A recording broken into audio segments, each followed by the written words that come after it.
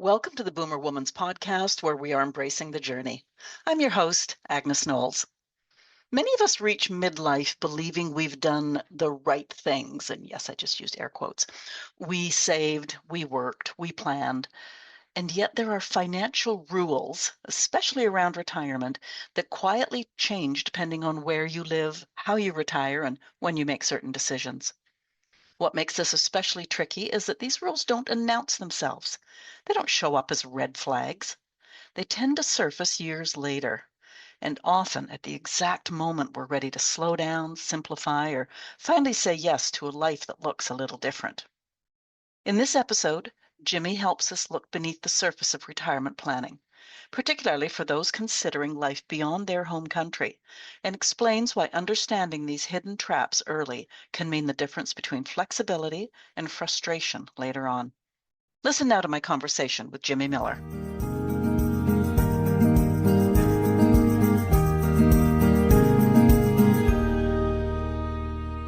If you've ever wondered whether the financial advice you're actually getting fits the life you're living, especially if that life includes more than one country, today's conversation is for you. Jimmy grew up globally. He was born in Zambia and has spent much of his life moving between countries. That gave him a front row seat to how money, taxes, and long-term planning quietly change when borders do. Over time, he noticed something unsettling. Very smart, capable people, especially in midlife, could walk straight into financial surprises they never saw coming. Today, Jimmy helps internationally mobile people make sense of those risks before they become problems. He's known for explaining complicated financial and tax issues in a way that's refreshingly practical and human, and for reminding us that decisions made today can follow us years and countries later. Some of our conversation is specifically American. If you're not, use the issues we discussed today for research purposes in your home country before you set out on international relocation. Jimmy Miller, welcome to the Boomer Woman's podcast, where we are embracing the journey. Thank you for having me. Happy to be here. Yeah, and let's just tell our audience that you're in Bali right now. I mean, it doesn't get much better than that. That's kind of nice. Okay, so financial planning. Many of us imagine that financial planning is financial planning. At what point does living or retiring abroad change that assumption? Yeah, that's a great question. Really, the first second you start to think about going abroad as an American, things start to change. So you have to walk into that kind of situation with wise-eyed open, understanding that America is the only country in the world that taxes its citizens worldwide. So unlike other countries, if you leave and you don't use the roads and the systems and the schools, you can deregister from their tax system. Americans, even if you're living overseas and don't even intend to return to America, you still have to file a tax return in the States. So that complicates the matters. There's a whole extra level of layers on top of that the IRS requires for Americans overseas, which creates a really specific niche in financial planning that somebody like me who spent more than half my life overseas myself is qualified to fill and educate people about. You just reminded me that at some point in time, I heard that even I'm Canadian, if I live and work in the US for any given point in time, I also, like, do you know that? This is, as I say, just reminded me of something that I had heard that I would also have to file some sort of income tax form every year if I were to then leave the US after I've already worked there for a while. So if a foreigner comes to America, while they're in America, they'll be considered a US person for tax purposes. Under most circumstances, there are a few visas that you can come to America, like a student visa, some research grant type visas like a J1. You don't have to file taxes in America or when you leave. Now, if you're not American, you come to America for a certain period of time and then you leave, that's another whole basket of complications. But generally, when you leave America as a non-US citizen, as long as you don't have a green card, then your tax obligation in America will stop, unless you've created a business that's going to create residual income based in America, or in many instances, you've saved a retirement plan in America, like you had a 401k while you were here, or you started investing while you're in America, and you're leaving some part of your financial life in America when you leave. That will also often trigger tax obligations going forward in America, even after you've left. Okay, so we're less than 5 minutes in, and I can just see how people need people like you. Holy crikey. Okay, you somewhere in your profile, I saw the term tax time bombs. What does that mean, and how does it affect people in everyday life? Yeah, so taxes can leave nasty surprises for people, both Americans living in America, Americans overseas, and for foreigners that come to America to work and then eventually want to take the money that they saved in America back to their home country with them. So, I mean, taxes are complicated worldwide, Hmm. not just in America. That's no secret. And a lot of people don't take the time to really understand how taxes work, and that it's a system set up to take that you can take advantage of if you're really knowledgeable about it. But if you're not, you can set up what I call tax time bombs or tax traps. There's lots of names for them out there that can hit you at times you don't expect. And a lot of those times is when you need your money the most, like when you're moving back to your home country or when you get to retirement. That's a pretty important time in your life when you need your money the most. And to get tax surprises that you didn't expect to see at those times in your life can destroy a financial plan pretty quickly, in my experience. Can you explain like what would constitute like what would someone encounter if they were, say, they'd been living and working in the US for 20 years, whatever, and they're going back now to retire in their home country? What sort of surprises? Like how would that possibly affect them? Yeah. So for expats living in America, when they go home, the biggest mistake that I see is they save in tax deferred retirement accounts. So in America, we have the 401k. Most people are familiar with 401k. So, somebody from Europe comes to America, they on a work visa for 5 years or 10 years, and they're told about this magical thing called the 401k, and they're going to put some money into it, and their employer is going to put a match into it, and it grows in their investment account. And they can save on their taxes if they choose the pre-tax option. So that money's not going to be taxed, and it's going to give them a little bit extra in their paycheck. And so that's what most Americans would do. So that's the advice that they also give their colleagues that have come over from outside of America. And I see this all the time. So they do that, and then 5 years later, 10 years later, they want to move back to Europe. And of course, they don't plan to return to America, and they want to maybe buy a house in Europe, and so they want to take their money with them. Yeah. And they didn't realize when they did that in America, for some reason, the government's picked this magical age of 59 and a half years old to be able to access your money without a 10% early withdrawal penalty.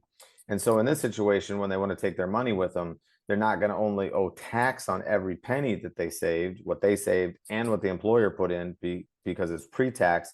They're going to get an additional 10% penalty on top of the taxes that they would have to pay on that, oftentimes losing 30, 40, I've seen 50% of the money that they saved while they're in America go to the IRS as they depart for their home country, which in my experience, most of them didn't realize or expect to happen when they leave. So that's a great example of a tax time bomb for an expat in America, only being able to take home, 30 or 40% of the money that you saved while you're here.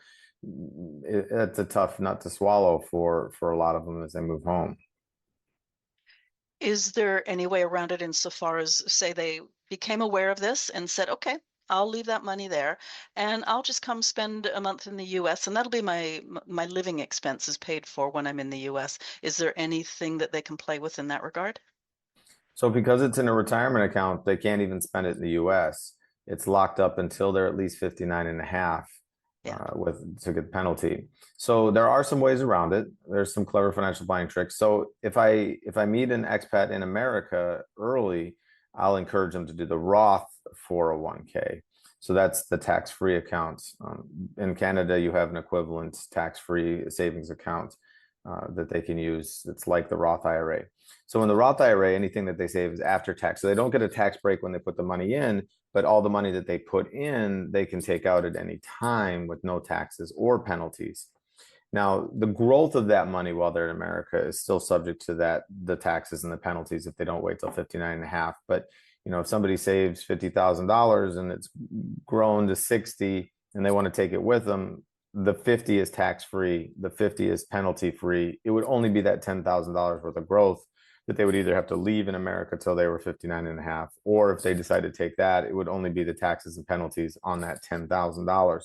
And that's a lot less of a hit than, losing 30 or 40% of the entire $60,000. So the Roth IRA is a great trick for expats in America to save their money and be able to take it home with them at the end without getting so much taxes and penalties to the IRS. Okay, so that's good tips for expats in the US. What about US citizens, Americans who say, oh, I'm going to retire to the coast of Spain, and they've still got those 401ks. Can they draw on it, or do they have to spend a certain amount of time in the US? How does that work? Well, that's a We're good question jumping right too. in here, I tell you. This is Yeah, great. yeah, and there's a different ball of worms for each of these groups of people.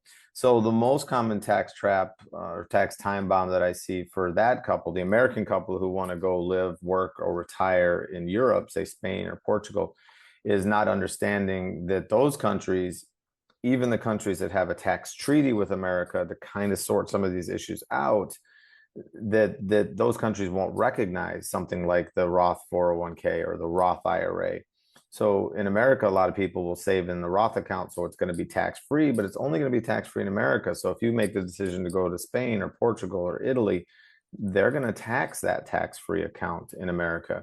And the tax rates in some of those countries can be quite high, well, up near 50%. And that stops a lot of Americans from retiring in Europe, in my experience, when they do a side-by-side comparison, which is a lot of what I do for people. And I show them, okay, here's what retirement would look like if you stayed in America. You've done a really great job in saving in all these tax-free accounts, so you're going to have this great income. Now, if you go over and live in Europe, and they're going to tax your 401k, they're going to tax your Roth 401k, your Roth IRA. Here's what your tax situation is going to look like. And they're like, really? If I go to Italy, they're going to take 50% of my tax-free account in America? And unfortunately, they will. Um, and that discourages them from moving over there because, as you can imagine, if somebody's planning on retirement and all of a sudden the new location they were retired to is only going to provide half of the income of what they were planning on, that might not make the retirement as attractive to them. There's also ways around some of that. Some countries are friendlier than others with the tax treaty. There are a couple countries like the UK that will recognize the Roth tax-free status of America, but most countries won't. And if you're in a country that doesn't have a tax treaty, that can be really devastating to the American accounts, because then you're going to get a double taxation issue. Most tax treaties are at least designed that even if they do tax you, which is bad enough, you won't pay double tax. So the tax you pay in Spain, for example, or Italy, you can deduct that from your taxes in America. So you're only paying generally the higher of the two countries. When you move to a country that doesn't have a tax treaty, then both countries will want to tax you, and you can't write them off between the two. And that's where it gets even more painful. So there's lots of tax traps like that for Americans who want to move overseas or retire overseas, which has been a huge growing trend. Yeah. People that want to retire overseas these days. I can see how that would really be, as you say, a tax trap, because I would expect that I have earned money in, this country here, my home country, and now I'm drawing on that money. I just happen to be living in another country, that the fact that they would then consider it income over there when it's not income. It was income 10 years ago. I don't know. I'm just, yeah, I can see how, boy, oh boy. Could you just for a brief second explain what a tax treaty is? I mean, I know, but maybe just in case our listeners don't. Sure, sure. To encourage people to move globally, a lot of countries did create a tax treaty with America to stop some of these double taxation issues, because obviously it's not fair if Italy's going to take 50% of your money and then you still have to file back in America, and you're still in the 22% bracket in America. You start to add those together and it's a lot of taxes, especially when you pile on Social Security tax, Medicare tax, the payroll taxes on top of that. You can be left with almost no money. Yeah. And then some of these countries also then tax your investments differently, and then they pile that on top as well. So it would make it impossible. So the U.S. They seeked out tax treaties with many of the countries around the world to eliminate this double taxation, and each one is negotiated independently with each country about what the country would recognize, what they wouldn't for taxes, who gets what tax on what money, some countries split it. Some countries say, well, you can tax investments in this one, and we'll tax the income in this one. And so each one's a little bit different. And so whichever country you're going to, I encourage you to go to the IRS website, look at the tax treaty for that country, and see what things you could take advantage of, what taxes might look like if you moved there. They're written in legalese, but they are decipherable for most people to read them and kind of understand the gist of where the taxes are going to go if they move to that particular country. But those help a lot. So there's two things that expats need to look at: the tax treaty, and then there's another treaty called the totalization agreement.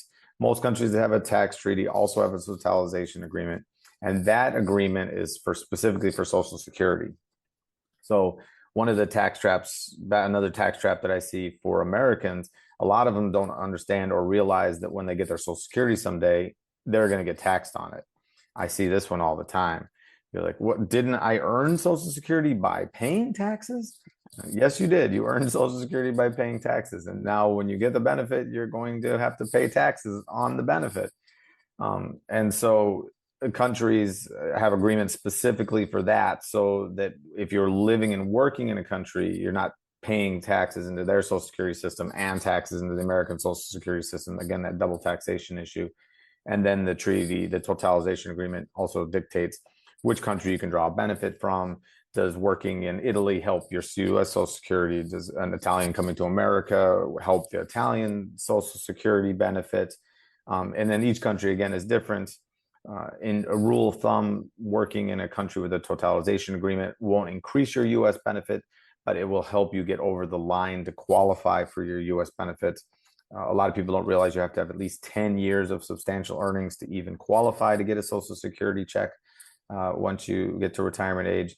And so if you spend a lot of your life overseas, like I have, you might not have that 10 years. You might only have 5 years, right after college before you developed an expertise that took you overseas, and then you won't qualify. But many countries you might live in will get you over that 10-year mark. They'll count the years you worked in those countries towards the 10-year mark in America to qualify you for Social Security. So there you go. There's another big complication that you see for Americans who want to go overseas, and why there's advisors like me who specialize in this kind of thing. Yeah, I have a Canadian friend who lived and worked in Canada for a number of years, has retired to a tropical place. And I know the Canadian government withholds 25% or something of her retirement, like her government retirement income things, just for exactly that reason. They sort it out at the end of the year, and then if she gets some of it back, great. Otherwise, she's out. But she makes 25% less than me because of that. So I mean, part of me just wants to come back tomorrow because, wow, I don't know how you keep that all in your brain.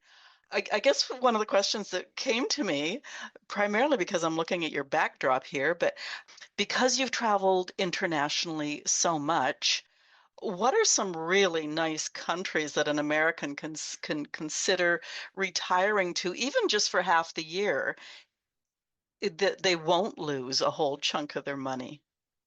Yeah, so that's a difficult one. Oh, okay. There are a few places, but not many where they won't lose a whole chunk of their money. So some countries, especially in Europe, have programs to attract the American retiree. And those programs are always changing. A very popular one that just went away, it was the Portugal's Golden Visa. So they allowed Americans to come over and be on a special tax treatment plan for 10 years if they had a certain level of financial wealth, so they wouldn't burden down the system there. So a few countries will do programs like that. So you have to be on the lookout for different countries offering those type of different programs where you pay a lot less tax if you come over and retire for, say, 10 years in the country. Italy has a very popular one. If you're an American, you come over and you live in a certain geographical region where they're trying to bolster the economy by bringing in money, then you can pay a flat 7% tax on your worldwide income and wealth, which is much less than most Americans going to Italy and living outside of those zones would be up in the 45% range for tax. But if you live in one of those zones, it's only 7. So there's pockets here and there. You could go to places like the Emirates, Dubai. They have no tax. You'll still owe tax in America, but you won't have any tax there. But that's generally not a retirement destination for Americans. So Another trick that I'll see a lot of Americans specifically do is instead of staying in one country for a whole year in retirement, they'll only go for part of the year. Most European countries, if you stay over 183 days, half the year, then you trigger your tax residency. So I'll see people spend, 180 days in Portugal and then move for the other 180 days to France or something like that. They'll split their time between two countries so they don't trigger that tax residency in any one country over there. Now it's a little bit of a pain, and as you get older, not settling down and moving country to country, language to language, it gets difficult. But that is a workaround. Other popular countries besides Europe that I see, Costa Rica, Panama, or to Mexico, those are all popular countries to go to. South, it keeps people in the same time zone, easy access back to the States for medical purposes and things like that. But it's quite varied. Asia is a growing destination. Thailand is particularly for the cost of living, retirement arbitrage. American dollars go a lot farther in many other places of the world. So a lot of people are looking to go overseas, not just for the cultural aspect, but just to stretch those dollars. Here in Indonesia, where I'm at today, I mean, a quality meal that would be 50 US dollars is around $5 here in Indonesia and Bali. You can really stretch your dollars a lot farther in some places around the world for sure. Okay, you were talking about Europe there, Italy, Spain, Portugal. Do those countries still operate separately despite the European Union? Yes, great question. They do. Okay. So even though they're part of the European Union, each country has its own tax authority and their own tax system, tax rates, and they're quite different from one another. They share common similarities, but they're very independent, just like each state in America or each province in Canada, right? You have the federal tax system, but then each state is independent and tax how they want. So it kind of works like that. Okay, so we've been talking about people moving abroad for retirement or retiring abroad. I'm from Canada. I know people who, come the 1st of November, they want to go somewhere else for 5.5 months. I think you can't go over the 6 month, and that changes things up here. How does just relocating for, like, somebody's living in, I don't know, Idaho. It seems to me that could be a cold place in the winter, and they want to go somewhere a little bit warmer, more exotic, but they're only going to go for 5 months. How does that change their retirements, their 401(k)s, whatever? Yeah, great question. If they're going for only partial part of the year, it doesn't change that much. I'm not a Canadian expert, but Yeah. I know like once you're gone more than 6 months, it does affect like your healthcare benefits and things like that, which we have quite a different system here in the States. So somebody who just wants to leave part of the year and not trigger that tax residency somewhere else, it doesn't make a whole lot of difference. That person's still going to be treated as a U.S. citizen. They're still going to owe taxes like they lived in America the whole year. They would still have access to their 401(k) and their retirement money and all that kind of stuff. Most of the places where people keep their investment money, Charles Schwab, Fidelity, the big custodians, they'll convert their money to euros and send it to a bank for them over in Europe if they need. There's also lots of services like Wise and PayPal that will do those things for people these days as well.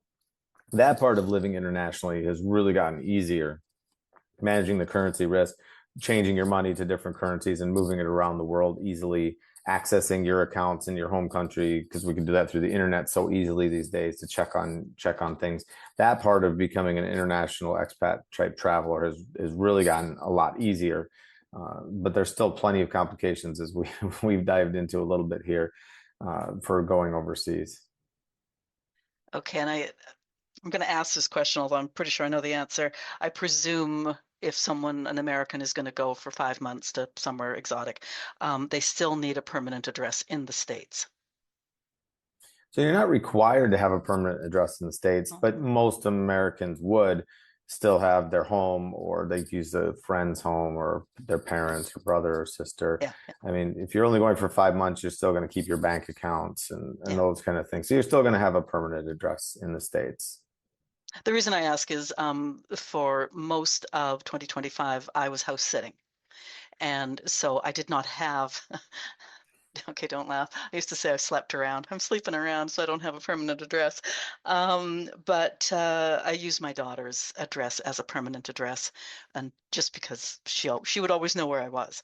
So yeah, okay, that answers that. Midlife women, are they particularly vulnerable to some of these hidden risks, and why? They are. It's a great question. Two reasons.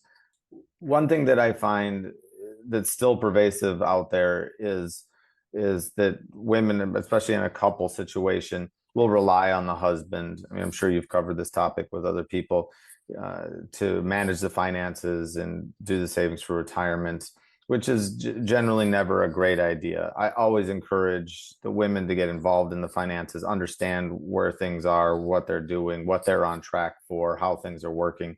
It's just smart. It's a smart money move as a couple to have both people uh, understanding what's going on for sure. There's a book you've probably run across it with a podcast. It's called "Don't Worry About a Thing, Dear." Have you ever run across that book? No, but it scares me already. Okay, I'm so single, so you can tell that that would scare me. all right, so I can recommend it's an older book. I think it was written back in the 90s, but it's still very relevant today. You can find it on Amazon. I'm sure you can put a link to it in your show. It's called "Don't Worry About a Thing, Dear," and the author escapes me, but if you Google that, it'll come up. Yeah. And it's exactly what it sounds like, right? The husband will say, "Don't worry about a thing, dear. I've got it all taken care of." And you'd be amazed how many meetings that I have with couples who want to retire in the next couple of years. And now I do most of my meetings through Zoom like this, but especially back when I used to sit down in a physical office 20, 25 years ago with couples, and the wife had really encouraged or pushed the husband to come in and meet with a professional financial planner, and we work through all their stuff and we do a plan, and they are not anywhere near on track for what the husband had thought they were or said they were, right? And it created quite a disruption in the meeting as the wife got emotional and upset with the husband that they weren't on track, that now they're sitting out with a professional, and the husband said, "Oh, we're gonna have $10,000 a month. Don't worry about a thing, dear." And really they're on track for $2,000 or $3,000 a month for various reasons. And it's sad as a financial planner to see those situations and get into them. But they happen. They happen quite often, for sure, out there. So that's one piece of advice I'd like to give women is to get involved, understand, take charge. Even if you want your husband to manage all that stuff, just to have a basic knowledge of what's going on in the family finances. And then there's some tax traps that women need to understand that can come out of nowhere and hit them. You know, statistically, women will outlive men, and in most relationships, the woman is younger. Certainly in America, I'd imagine in Canada as well. And and so eventually, statistically, they'll become a widow. And we have a thing in America called the widow's penalty. And a lot of women don't learn about that or understand it. And unfortunately, the men don't either, because there's a lot of great men that really want to take care of their wives and do good with their finances. And they just don't learn about these types of things. And the widow's penalty is pretty simple. When you're married in America, you get to file your taxes jointly, and there's benefits to that. You get a higher standard deduction, which is the tax-free amount you get each year in America. The tax brackets are much more generous on what you pay in taxes as a married couple, even if only one person is working. So when the husband passes away and you become a widow, all of a sudden half of your tax-free money that you get each year goes away. All of a sudden you're in the single tax brackets. And so even though the income generally doesn't decrease by very much, especially if you've done proper planning, usually only the lower Social Security check goes away. So in America, if both the husband and the wife are getting Social Security, which is most common in America, when one passes away, male or female, the remaining spouse keeps the higher of the two checks. And in most situations, again, statistically, that's going to be the husband's. And so the wife's Social Security check will go away and she'll move to the higher amount. And that smaller Social Security check is really the only income that goes away, because the spouse, the woman, will inherit the IRAs, she'll inherit the 401ks, she'll inherit the bank accounts. And so the income will continue almost at the same level, but the tax brackets jump almost double because now they're single and the amount they get tax free gets cut in half. And so now all of a sudden the widow is paying twice as much tax as they were before, and which decreases their standard of living if you're because a lot more money is going to the government. And so that's one that I see. That's one of the big tax time bombs that I see happen out there that can mostly be avoided with proper financial planning. But people just, like I say, I'll tell people they don't plan to fail; they fail to plan. And maybe you've heard that one before, but it's very true. And unfortunately, then those tax time bombs can have a nasty effect on their life. Well, and I'm sure it's a case too that it's hard to prepare for something that you don't know exists. So, Yeah, and I'm going to turn the table on you just a little bit with that. Don't worry about a thing, dear. If you have a couple or you know that they're a couple, you've been dealing with the husband because he's been taking care of business. I just used air quotes. And you say, well, does your wife want to know about this, need to know about this? Because you know that he's probably going to predecease her. And he says, oh, no, no, the little woman trusts me completely. Do you have any recourse to say, well, I'm sure she does, but it would be a really good idea for her to be in here and understand at least the basics here? Like, can you do that tactfully? absolutely. And to be honest, I'm not that tactful about it. Being tactful is not my strong point. I've gotten Good. I've Okay. gotten Yeah, good. better over years, but so personally, as a financial advisor, if both of the couple won't engage in the financial plan, that's a deal killer for me. Okay. Just flat out. It doesn't matter how much money they have or how much I like them. If they both won't engage in the financial planning process up front, I decline to work with them.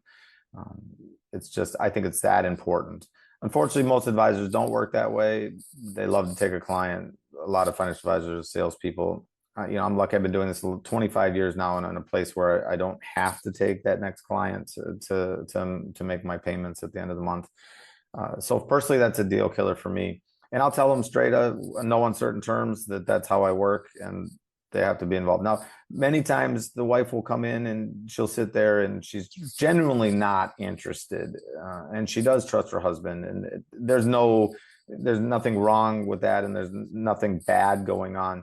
But it is a requirement that I have as a financial planner, and they'll sit through the financial planning process, and I'll be convinced that they at least understand where they are. And then going forward in the relationship, I'll sometimes only deal with the husband going forward. But I've met her, I understand, I've listened, I've asked my open-ended questions. I know where she's at in the relationship, what her thoughts are financially, making sure that her goals are aligned with the husband's. He understands hers, she understands his, all that kind of good financial planning stuff. And then if she generally doesn't have an interest in being involved, at least I know that she's met me, she's seen how it all works, she understands the situation, and that's definitely enough for me. But it is a requirement that both of them be involved in the beginning of the process if they're going to work with me in my firm. Yeah, and I can admit that I am one of those people who bless the souls of my financial advisors because they understand that as soon as they start talking like really technical financial terms, I just get a little glazed over. And it's Mm. not that I don't want to understand because I really try hard, but because we talk to each other several times a year, they understand that. So they have gotten really good at sort of, okay, now Agnes, this is this and this is that. And if we do this, this is what's going to happen. Or we could do the other thing and that's what's going to happen. And they explain it really carefully. So, for a woman like me, if I had a spouse who I allowed to take care of everything, then yeah, I would still want to be in there just to know that I can talk to you honestly and stuff like that if he croaks. Yeah, definitely. And I have mailed copies of that book out to women that I know are in that kind of situation, and not taken them on as a client, and just mailed the book out to the house addressed to the woman. Most of the time, I never know how that ends up because I never hear from them again. But I've untactfully done that before to help people out. Yeah, yeah. I'll put that link to the book in the show notes for sure.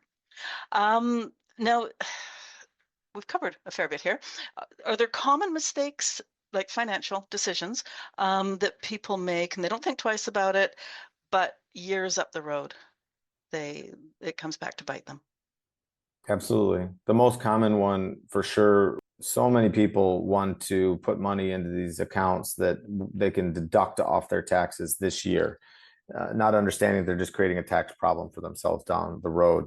And it's that instant gratification problem that we see creep up all around the world. People, they want to have it now. They want to have as much as they can now. And the older generations, it wasn't long ago when the statistics showed that people retired at 65 and they died at 68. They didn't have a very long retirement. And anytime you could put paying taxes off was a really good idea. And it was back then with that kind of statistics and time frame. These days, though, with people generally having 20 to 30-year type of retirements, everything has changed. And so being taught by that older generation to put off those taxes is no longer, generally speaking, every situation is different, obviously, but generally speaking, good advice.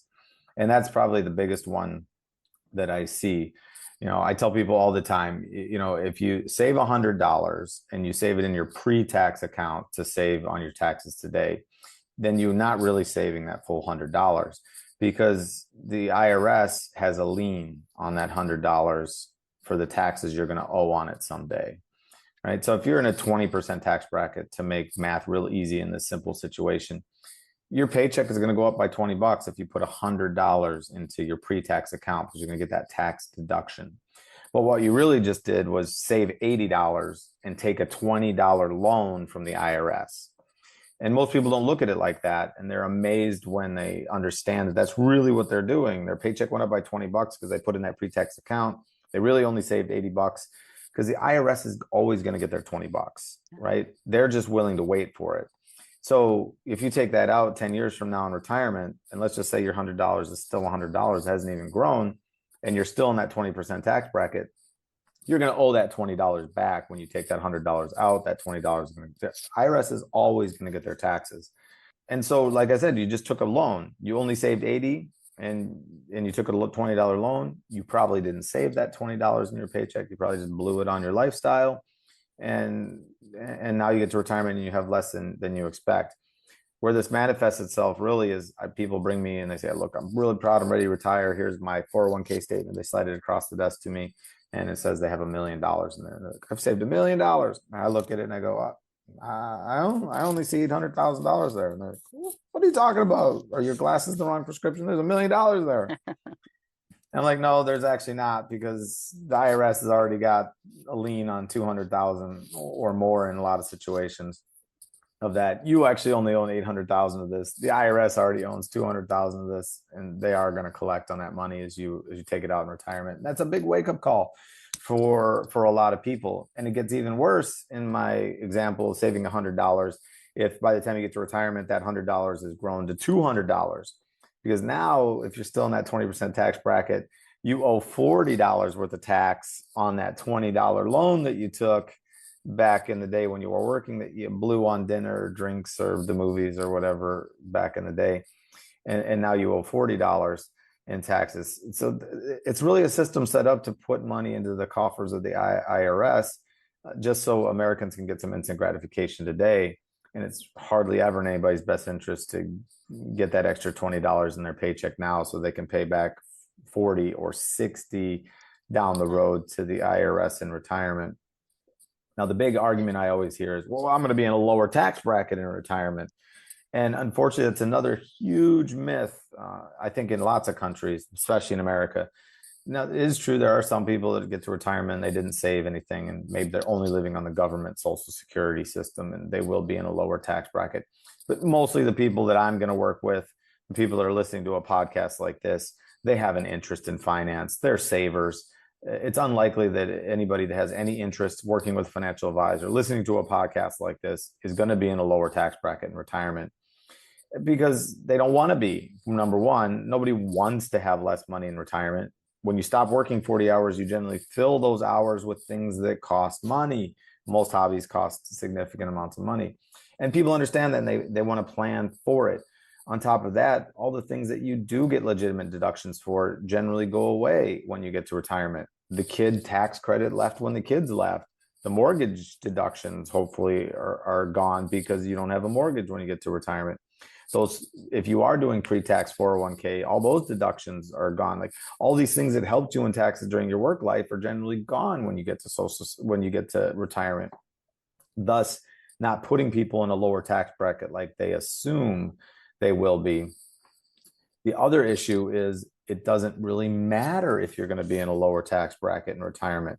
So if we go back to my simple example of saving that $100, and by the time you get to retirement, it's grown to $200, and you got $20 in tax savings here, and you owe $40 of tax savings there. Now, even if your tax bracket went from 20% in my simple example down to 15%, a 25% reduction, right? You're still going to owe $30. 15% times the $200 is $30 of tax in retirement for that $20 that you saved in your taxes during your working years. So even in that example, the IRS got 50% more money. You saved 20 in your taxes when you put the 100 away. You paid $30 in taxes on that $100, even though your taxes had dropped by 25%. So really, most people are never going to be in a lower tax bracket, or they're not going to be in a low enough tax bracket that it's actually going to save them any money in retirement. It's going to help the IRS, though, and the IRS designed the system exactly like that because most people don't learn about it, and they want that small $20 loan today, not realizing it's not really like kicking the can down the road. I'd say it's like pushing that wet snowball down that snowy slope. It's an exponential problem that grows and grows and grows. And if you wait till retirement to try to figure that out, that guy with the $1 million portfolio that really only has 800,000, there's not much he can do about it. He's just going to have to live with the fact that, man, the IRS has got a lien on this account, and they are going to take a heavy six-figure toll out of my account in retirement now. What you reminded me of there is in Canada here, we have something called the GIS. It's a guaranteed income supplement. So if your pensions are indeed low enough, the government gives you a top up. But what people don't understand is that, for the first year of retirement, all the Canadian government knows, Canada Revenue knows, is that your last tax year was really lucrative. So you are not going to qualify for any sort of top up. So you've got to get through that year. And a lot of people don't realize that. They just sort of think, oh yeah, well, I'll be earning less, so I'll get a top up from the government. Well, actually, no, not this year. So yeah, there's so many facets of that. Now, one thing I was wondering, we've been talking about the IRS, we've been talking about 401ks and Roths and things like that. I know private company pensions are going the way of the dinosaur, but do all those same rules apply if somebody still has a company pension? So that's a great question. They are going by way of the dinosaur, but they still exist. Most teachers unions still have a pension. Okay. Military people in America have a pension. Most federal workers. So there's quite a large chunk that's still going to get a pension on top of their Social Security in retirement. Now, the thing that really changes that, so I really specialize in tax-free retirement planning. So in most cases, you want to put as much money as you can into tax-free accounts. But if you're not going to get a pension, you want to save still a little bit of money in those tax-deferred accounts. So as much as I say, my $100 example is bad for you, in America, in most countries, you get a certain amount of income each year tax-free. So by putting a little bit of money into those tax-deferred accounts, what I call the ideal number, you can withdraw that in retirement as your tax-free money. And then once you would get into the tax brackets, take from your tax-free accounts.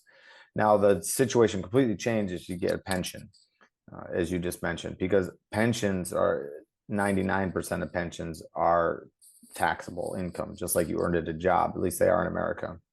There are a couple small exceptions. If you get a disability pension from the military, that is tax-free in America, but most pensions are taxable. So that's generally going to make your ideal number go down to zero because you're going to owe taxes on that money, and the little bit of tax-free income that you get in America is going to be eaten up by that pension. So you want to be able to draw the rest of your money from tax-free accounts. So the financial planning process for somebody who's going to get a pension is quite a bit different than somebody who's not going to get a pension in the types of accounts that they want to save and what their ideal number for that tax deferred account versus their tax-free accounts is going to be. It shifts quite a bit if you're going to get a pension. Okay, so pensions, all those sort of things, Social Security, as you said, somebody's going to come to you, you've got $1 million, I'm ready to retire. It's too late.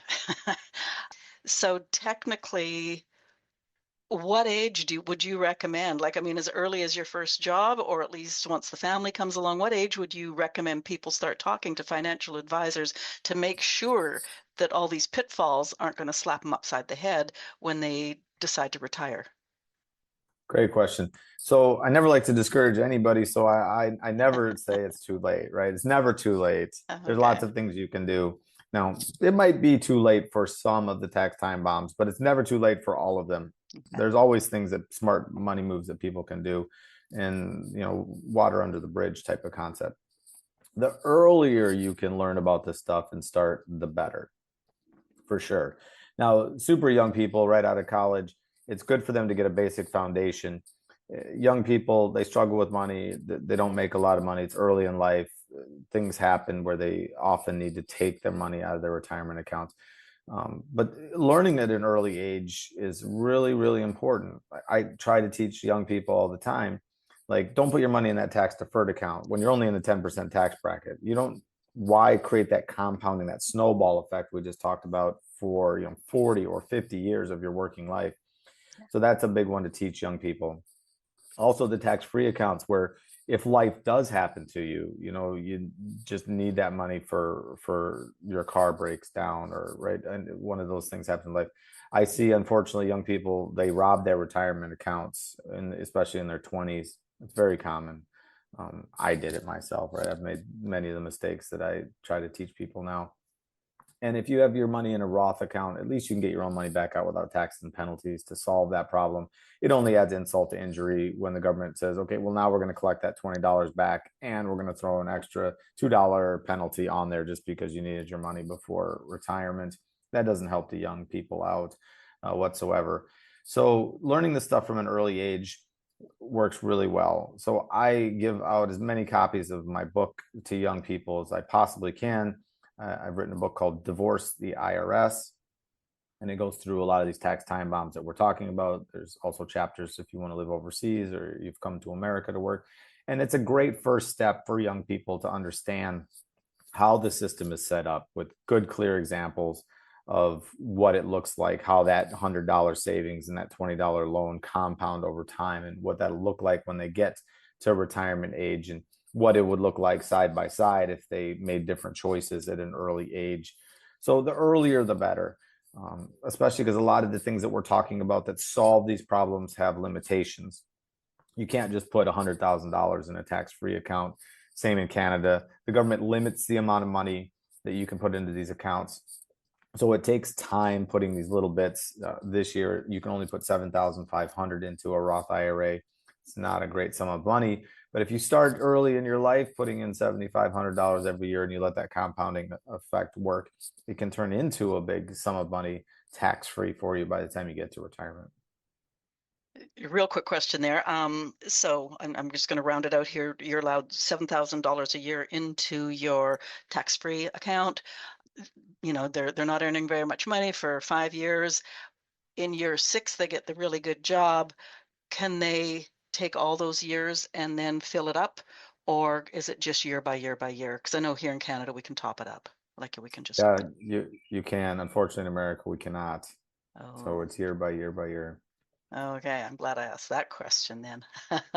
Okay, so I mentioned again your person with the $1 million, and it's now only 800,000, and I said it was too late. You said it isn't. How many things are there that people might assume it's too late, but it actually isn't? Great question. So as you get older, your priorities and what's important to you shift. Now, retirement income is always probably going to be important to you, but there's still goals left in your life that proper financial planning can help. A good example is that widow's penalty.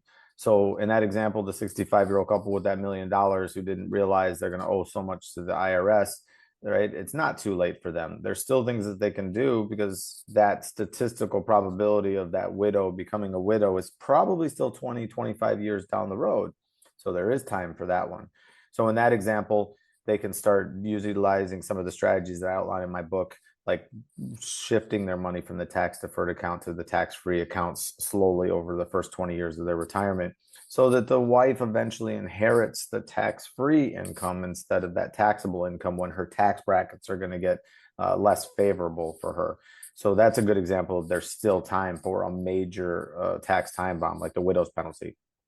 Another one is paying taxes from the grave, as I like to call it. You know, that like I said, the IRS is going to tax that money. Even if you die, the IRS is going to tax that money, right? Your kids generally inherit your accounts when they're in the highest income brackets of their lives, generally in their 50s is when most kids in America will inherit their parents' money. And the way the IRS does it is they say you have to take all your parents' money out of those tax deferred accounts within 10 years of death. And you have to put it on top of your income from work and pay taxes on it. So unfortunately, you know, mom and dad might have been in a 10% tax bracket in retirement, but the kids are successful. And now that the kids have to take all mom and dad's money out of those accounts and put it on top of their very successful working year income, you know, that money now might get taxed at 30%, where mom and dad were only paying 10% on it. Another tax time on the IRS. I mean, the IRS knows the kids are going to inherit that money when they're still earning their money, right? It's all set up as a system for the IRS to take advantage of people who don't understand how it all works. So in that example, again, still plenty of time. A 30-year retirement, that 60-year-old, 65-year-old couple still has plenty of time to start making switches to the tax-free accounts. There's lots of other financial planning strategies that you can use to eliminate that problem as well, paying taxes from the grave. So there's always time to still make good financial decisions in life. This is great because you will say something and it's like, okay, well, what about this? So what about this? You know, say mom's alone now, and she's got her all her tax-free and all the savings accounts going. She gets diagnosed with cancer. She's got she's got a good length of time. She's got 3 to 4 years. Is it advisable to set up like a joint bank account and start funneling that into with her kids or whatever she's got, so that when she dies, it's because it's a joint account, it becomes their account. Does that help defer any of that? It can. It can. Each situation is different. So we have gifting rules and gifting taxes in America as well. So there's only so much that you can gift to your kids without taxes. You cannot gift or put your kids on like your IRA or your 401k or your pre-tax accounts. Those are individual retirement accounts, right? So you can't do that. That strategy also, since we started this conversation talking about expats, also gets more complicated because as soon as you put your, you know, mom and dad are retired in Italy, they want to put their kids on the account. Now the kids have all these new tax reporting requirements because mom and dad are overseas, but their name is on some of the accounts. That creates a whole ball of worms for the kids then for the foreign reporting and all that kind of stuff on their personal taxes. So there are certainly situations where you can do things like that, also using trusts and things like that to help with the taxes. Um, and in many of those cases, we would get an estate attorney involved with creating those trusts and wills and power of attorneys and all those kind of things. So we're always trying to help clients maximize what they keep and pay legally as little as possible to the IRS. But each situation is different on what you can and can't do. You said a ball of worms. My thought was more like a hornet's nest because you can really get stung. Yeah, yeah. Okay, so we've got a listener out there right now who has been considering retiring to Portugal or something. I just talked to somebody recently who retired to the north of Spain. She's an American. And, you know, they're a little nervous now, having listened to this conversation. What's one step they could take? Because this won't happen for 2 years. Is there a step they could take right now that could get them started into a good path for drawing their money? Yeah, absolutely. There's lots of resources out there for people who are going to move overseas or thinking about moving overseas to start to educate themselves of what that would look like, what their new requirements would be. I have a chapter in my book about it. On my website, you can download a free guide, quite a comprehensive guide for Americans that want to go overseas and all the different issues they want to think about and educate themselves on. And there's several other companies that do exactly what I do that are great at helping clients go overseas. And tools like ChatGPT have become also very good at going out there and figuring out what the tax complications are in a certain country and being able to compare it to what your situation is here is in America. So there's lots of resources for somebody who wants to learn about this stuff, whether they end up wanting to do it themselves and they have an interest in it, or hiring somebody like me to help them along the way. It's all possible. Do you use ChatGPT? I do. It's made most financial advisors these days are using AI type tools to become more efficient. And a lot of people ask me kind of a separate thing here. Do you think that thing AI is going to replace financial Oh, advisors? Are you worried about that? And yeah, no, I'm no. And that the direction I was taking is more, I use AI, and I know that, like, because you were talking about like just the average person on the street possibly using AI. I know that I have got to guide it. I have got to give it parameters. I have got to really, really be specific in my prompts.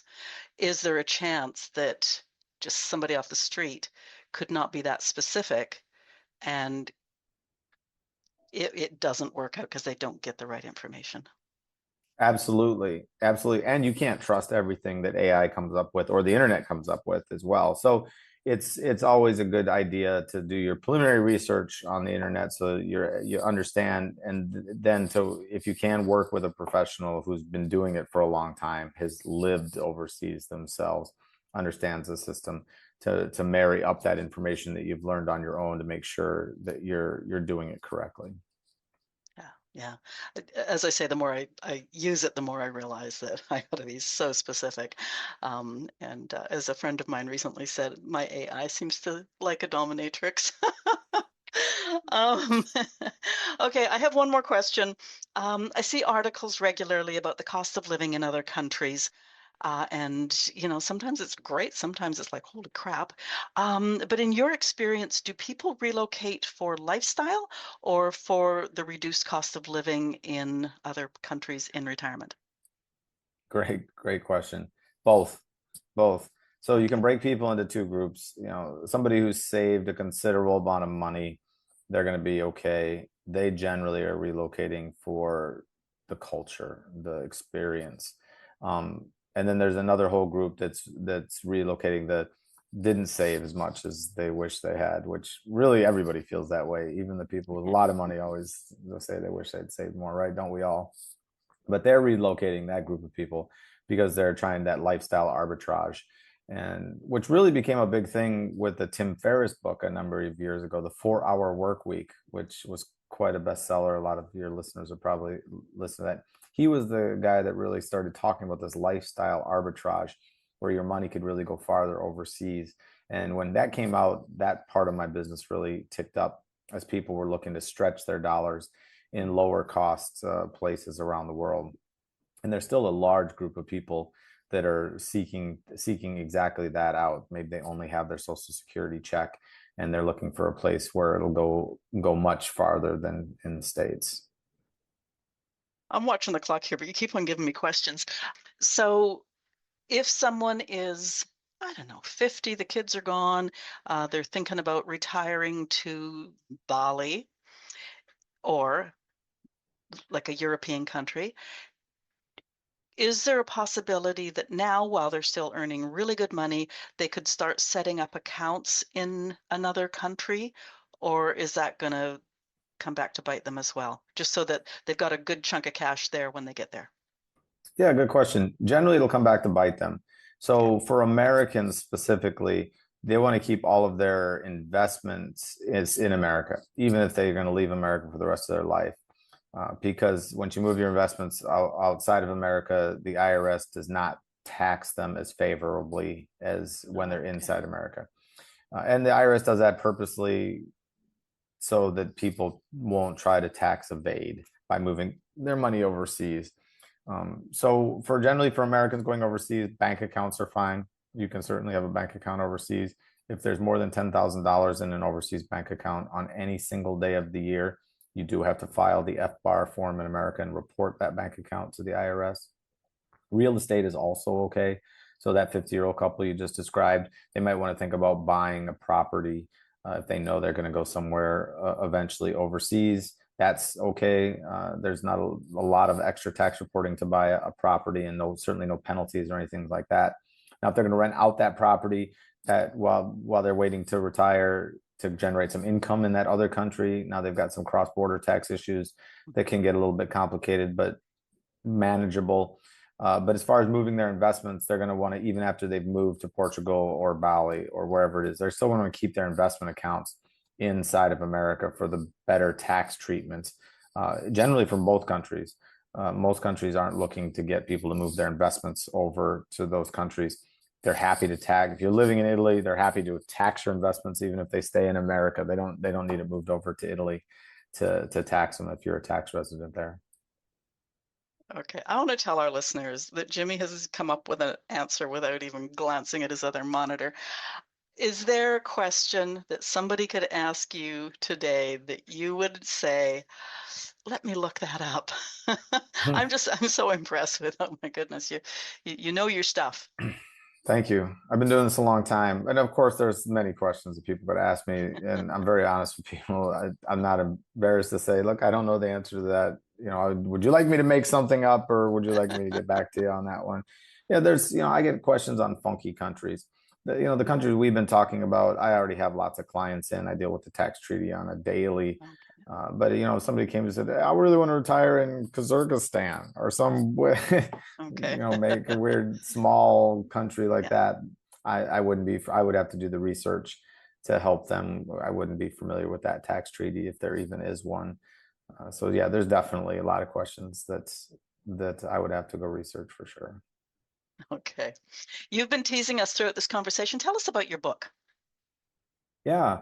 Um, I decided during the COVID lockdowns, right? We all had all this inside time that might be productive to write a book. I've always wanted to be an author.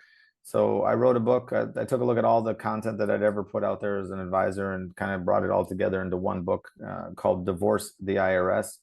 And it's a book that the first third of the book kind of explains basic tax concepts and breaks some of the myths, like that you're going to be in a lower tax bracket in retirement, like we discussed, for example. So it gives you a good foundational start to understanding the system. The middle part of the book talks about the 8 tax time bombs or tax traps. We've hit on several of them today, like paying taxes from the grave, the widow's penalty, those kind of things, and what to do about them. And then the back third of the book talks about in depth all the strategies that you can use, the ideal number, shifting your money to tax-free accounts. There's some case studies in there, a case study for somebody early in life, midlife, and at retirement. Okay, And there's one for if you have a pension, since you asked about that. And then the book ends with people who want to do specific stuff overseas. It's available on Amazon, Barnes and Noble, independent bookstores. It's in the second edition. It did so well that I put a second edition out last year with updated tax numbers and things like that. It's a quick and easy read, as easy as reading about taxes can be. I understand that reading about taxes is not the most fun. There's a podcast for the book as well, Divorce the IRS podcast, so you can search out. It's a great foundational beginning to start to learn about all these things that we've discussed today. Okay. And I just flashed over to your website here. You've got free guides as well, and they look like they'd be really handy. Absolutely. So I come personally from a theory of abundance, not scarcity. So I am, as you can tell from this, I'm free. I'm happy to help people. I'm happy to give away my knowledge. Some people are going to take it and do great things with it, and that really makes me happy as a human being. And then some people will learn and still want professional help, and they'll want to work together and become clients. That also makes me happy, right? So yeah, there's a tremendous amount of resources on my website, on my YouTube channel. I give all of that stuff away for free. I'm always happy to do that. For most clients that qualify, I also do financial planning for free. I'm a little bit different than a lot of advisors there. I don't think somebody should make a decision on whether they should work with an advisor, me or anybody else, off a quick Zoom call these days. I give out the financial plan, all the strategies and everything completely for free so that people can make a real educated decision on whether they want to work with somebody like me, and they can see all the value in it. And I'm equally happy if they take that and run with it on their own. That's a good referral source generally, or if they decide to work with me. I think there's lots of people out there that need help with this kind of stuff, and I'm happy to do so. So you're nodding away. Yeah. Where do we find you on the World Wide Web? Yeah, so I have two websites, baobabwealth.com, generally for the US based clients, and baobabwealthabroad.com for the expats. Okay. Baobab, most people, what's that? It's the tree of life. You might have seen it in The Lion King. That's where it kind of got famous. I was born in Zambia, where the baobab tree lives, and I like to use the tree as the analogy for my company because the baobab tree is one of the longest living and strongest trees in the world. And I always say investing is often like planting a tree. You start with a seed and you just give it time and leave it alone. It grows into something beautiful like the baobab tree. So that's why I use that for my logo. But those two websites, and from there you can find the guides and my YouTube channel and all that kind of stuff for lots of free resources. Okay. Yeah. My next question would have been social. I see Facebook, YouTube, and LinkedIn. Correct. Okay. That's great. Can I ask you a personal question before we close? Absolutely. So you've been traveling most of your lifetime. You're living internationally. Is there a place in the world that still feels like a deep exhale when you arrive, like home? And why is that? Yeah, it's different places for different reasons, right? So it's a Yeah. great question. It always feels good to come home to America. I mean, I'm American Okay. through and through. I really have Alaska holds a special place in my heart. I'm an outdoorsy type guy. So I like to come home just to America, but specifically Alaska in general. We also like Florida. As I get older, Alaska's a little cold in the winter.